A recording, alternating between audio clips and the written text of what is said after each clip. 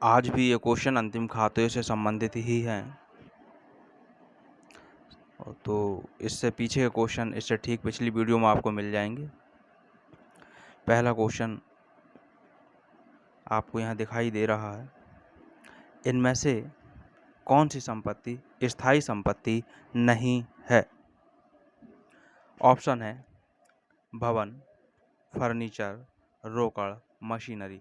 भवन स्थायी संपत्ति है, फर्नीचर स्थायी संपत्ति या मशीनरी स्थायी संपत्ति है, लेकिन जो रोकड़ है वो स्थायी संपत्ति नहीं है। इसका जो राइट आंसर होगा वो होगा सी।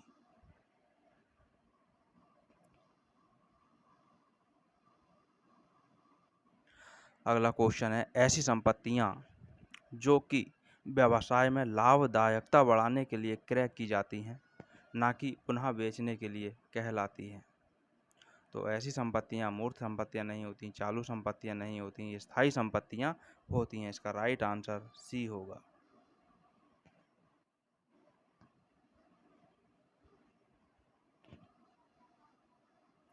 क्षयशील संपत्तियां ये नहीं होती है। अगला क्वेश्चन है, चालू दायित्व में कमी है। चालू दायित्व में कमी कब होगी? जब रोकड़ का प्रयोग कर लिया जाएगा। ऑप्शन जैसे यहाँ दे रहा है, रोकड़ का स्रोत, रोकड़ का प्रयोग, ए एवं बी में कोई नहीं, ए एवं बी दोनों। तो यहाँ राइट आंसर जो होगा वो राइट आंसर होगा बी।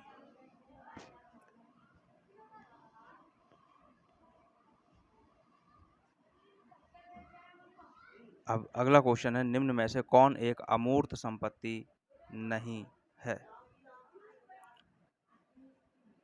अमूर्त संपत्ति, तो यहाँ पर जैसे दे रखा है ऑप्शन में, ख्याति है, देनदार है, कॉपीराइट है, पेटेंट है। यहाँ जो राइट आंसर होगा वो होगा बी, क्योंकि ख्याति, कॉपीराइट, पेटेंट ये अमूर्त संपत्ति हैं। यहाँ क्वेश्चन पूछा नहीं है, तो देनदार इसका राइट आंसर होगा बी।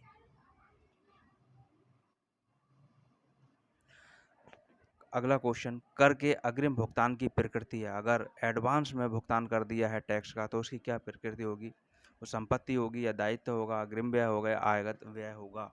तो इसका जो राइट आंसर होगा वो ए होगा, संपत्ति हो जाएगी। इसको आर्थिक चिट्ठे में संपत्ति पक्ष में दिखलाया जाएगा।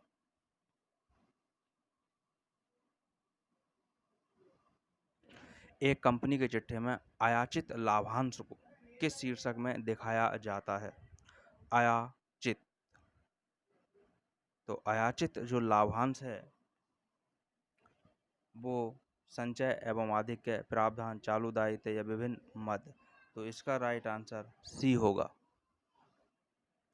यानी ये चालू दायित्व होगा।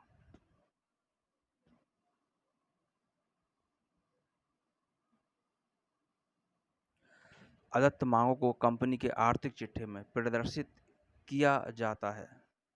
अदत्त मांगों को अंश पूंजी में जोड़कर, मांगी गई अंश पूंजी में से घटाकर, चालू संपत्तियों के शीर्षक में, चालू दायित्व के शीर्षक में।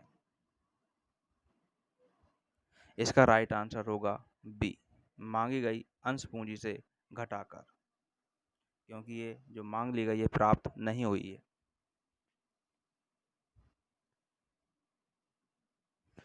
निम्न में से कौन अंतिम खातों में सम्मिलित नहीं किया जाता? व्यापार एवं लाभ हानि खाता सम्मिलित किया जाता है, लाभ हानि नियोजन खाता ये भी सम्मिलित होता है, रोकड़ बही सम्मिलित नहीं होती है, आर्थिक चिट्ठा सम्मिलित होता है। तो यहाँ राइट आंसर रोकड़ बही होगा, यानी सी।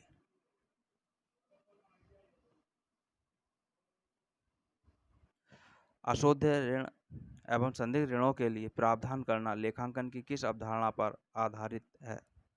अशोध्य यानी डूबत ऋण, जो डूब जाए उसकी व्यवस्था की। तो ये जो है हमारे पास, इसको सभी लोग पढ़ चुके होंगे, रूढ़िवादिता की ही अवधारणा है, जिसमें सारी व्यवस्थाएं कर ली जाती हैं, प्रावधान कर लिए जाते हैं। सी राइट आंसर होगा।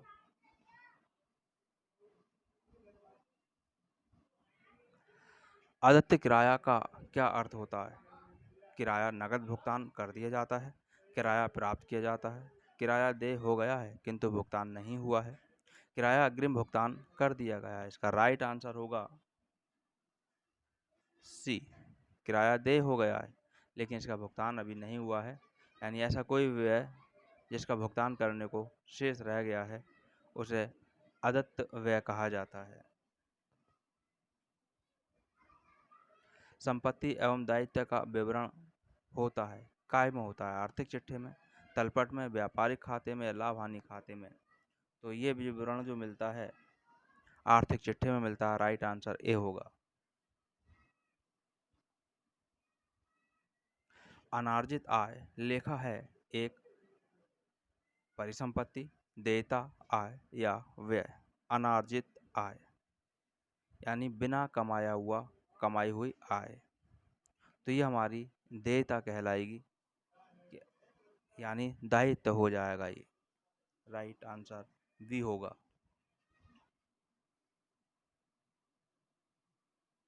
निक्षेप निधि लेखा का शेष स्थानांतरित होता है। लाभ और हानि, सामान्य आरक्षित लेखा, निक्षेप निधि, निवेश लेखा। उपर्युक्त में से कोई नहीं। राइट आंसर बी, सामान्य आरक्षित लेखा।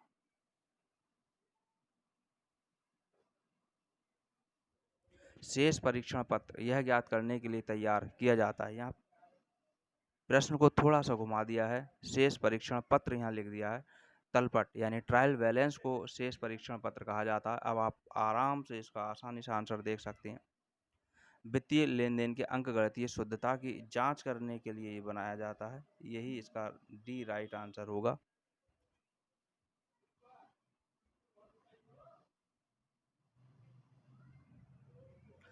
बैंक समाधान विवरण तैयार किया जाता है एक वर्ष के दौरान जमा को ज्ञात करने के लिए, वर्ष के दौरान निकासी ज्ञात करने के लिए, वास्तविक बैंक शेष ज्ञात करने के लिए, संगठन का लाभ ज्ञात करने के लिए। राइट आंसर सी होगा। वास्तविक बैंक शेष ज्ञात करने के लिए इसका रोकड़ बही से और पासबुक का आपस में मिलान किया जाता है, उससे बैंक शेष सही ज्ञात निकल कर होता है। एक कंपनी के तुलन पत्र में, अब तुलन पत्र यहाँ आप घूम सकते हैं, लेकिन तुलन पत्र आर्थिक चिट्ठों को कहा जाता है। साख, भवनों और ट्रेडमार्क को किस शीर्षक के अंतर्गत दिखाया जाना चाहिए, दिखाया जाएगा? अचल संपत्ति, चालू संपत्ति, ऋण और अग्रिम या निवेश?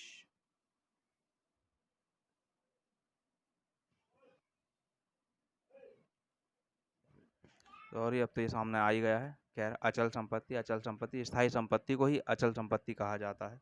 तो राइट आंसर यहाँ ए है।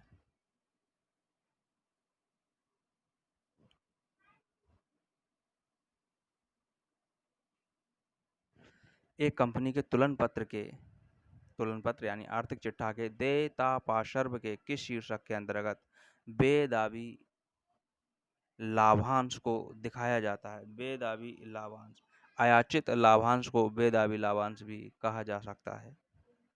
तो ये चालू देयताएं, अभी पीछे भी एक क्वेश्चन आया था, बस क्वेश्चन ये घुमा करके यहाँ पर दे दिया गया है।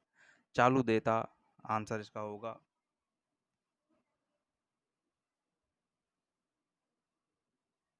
निम्न में से कौन एक शेष परीक्षण पत्र द्वारा उद्घाटित नहीं होगा? शेष परीक्षण पत्र यानी तलपट, ट्रायल बैलेंस। खाता में एक राशि डालने में त्रुटि हो गई हो, खाता में गलत योग लग गया हो, सकल लाभ प्रतिशत घटाएगा। प्रतिपूरक त्रुटि, प्रतिपूरक क्षतिपूर्ति त्रुटि को ही कहा जाता है, क्षतिपूरक त्रुटि। तो प्रतिपूरक त्रुटि ये ही इसका राइट आंसर होगा।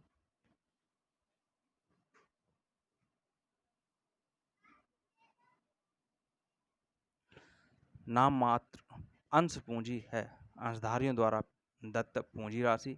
अंश पूंजी की वह अधिकतम धनराशि जिसके निर्गमन का कंपनी को अधिकार है। ऋण और अग्रिम अंश पूंजी पर मांगी गई कुल राशि। राइट आंसर होगा बी, कंपनी की अंश पूंजी।